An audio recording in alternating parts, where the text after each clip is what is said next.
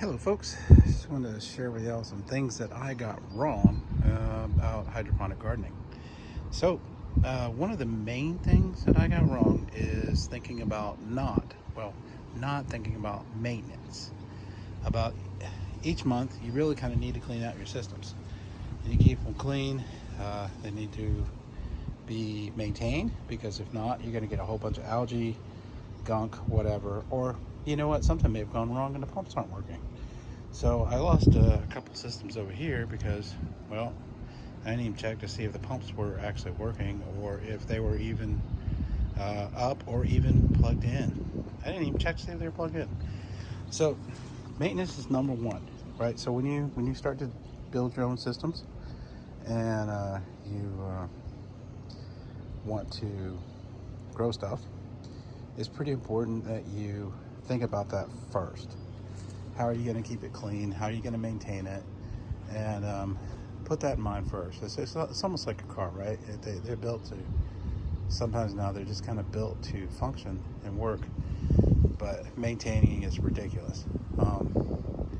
So the same thing goes for these systems too, right? So if I want to, every month I'm going to have to take these buckets out. I'm going to take the plants out of the buckets, take the buckets out, take the pump out, take that, put it in another bucket, clean out the bucket, and then do that for all four of these things here. So that's why I'm kind of moving away from this system completely. Right now, it's almost impossible to clean these buckets because the plants are gigantic. I'll break them, so that's kind of a loser in there. Another thing you have to remember that you can get wrong is putting stuff that's too big, that is going to grow and not do well in a small system like this, right? I had banana plants in here. It didn't work out. So I ended up having to rehome these back into the dirt. And I don't know, might survive, might not, I'm not sure. But it was just impossible, right? Because one of the problems with this is that it wasn't airtight. That's another thing you have to worry about. Look at these blackberries. These things taste awesome. Anyway, so this is outside. It's also off-grid, which is that's an achievement there. That is awesome. But I have issues with bugs, mosquitoes, right? So one thing you want with these is you want the quick growth, you want the good taste, you want everything to work well, but you don't want mosquitoes.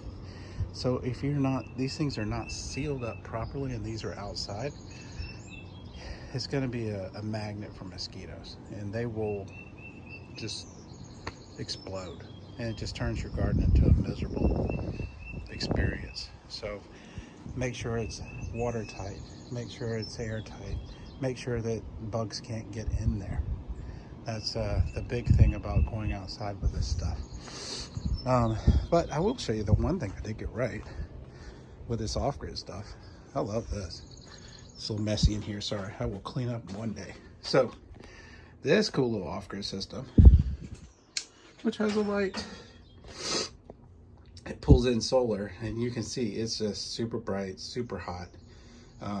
Solar is just powered up. I don't have to worry about energy right now. So this is a 24-volt system because I have both batteries hooked up, and it runs through this sine wave inverter. I got that off of Amazon. It is awesome. I really love it. It's very I've had other ones in the past, but this one's great. So I got to say, it'll push 600 watts. I'm not even going close to that. And then I've got this little thingy here. This is the timer, and so every now and then it'll just kick off and it'll run, and I don't ever have to worry about this. Charges up, rains, whatever. But I live in San Antonio, so there's a lot of sun here.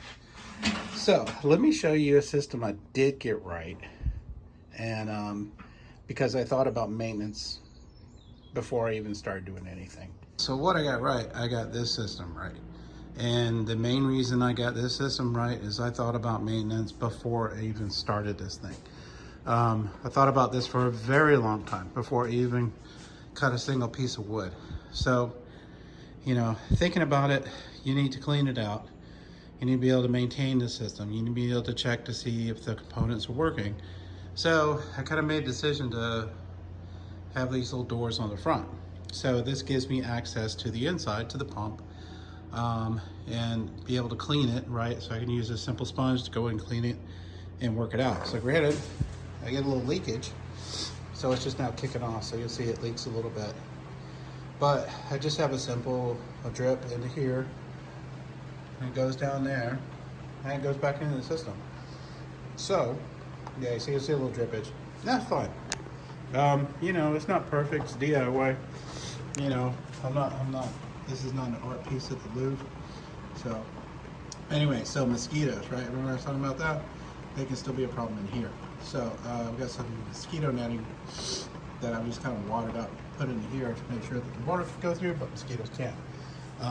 So the rest of the system is pretty much sealed up, right? So, another thing too, right? The plants.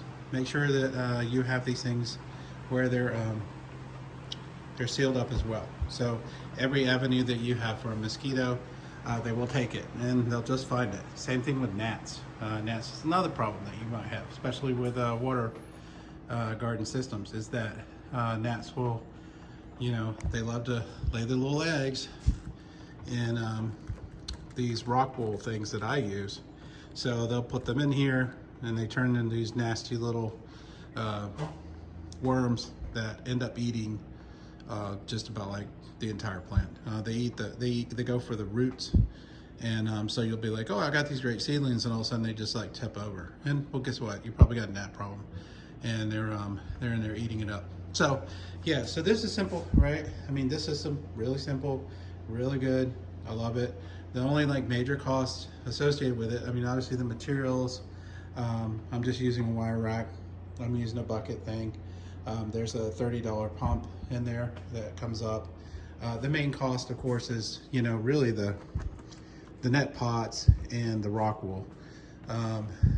You know, since I've got there's 56 in here, you know, they come in usually packs of like 20 or 30, so that ends up being the main cost. However, once you buy it, you don't need to buy it again, right? So I have a whole stack here that I can use for the next one, which I'm going to build over there. So, you know, you cut costs down. Same thing with the plastic. Use this for another, I was doing some stuff outside trying to de-winter winter, which, yeah, it doesn't work. But anyway, got to reuse this stuff, and, you know, it worked out for this. But yeah, so think about when you're doing your systems, think about maintenance, think about bugs, and think about like the growth, right? So here's the thing with this, right?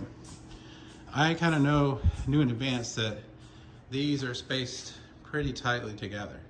So as things grow, as things, you know, die off, I'll probably have some of these empty. So plants, you need to plan for success, which I don't do, but you should.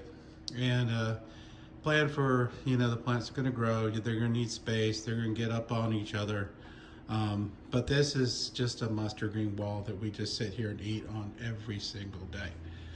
So I come in here and snip leaves and eat them. I get them for my sons, my wife. So, you know, this is an edible garden that we use all the time. So think about that. Think about growth.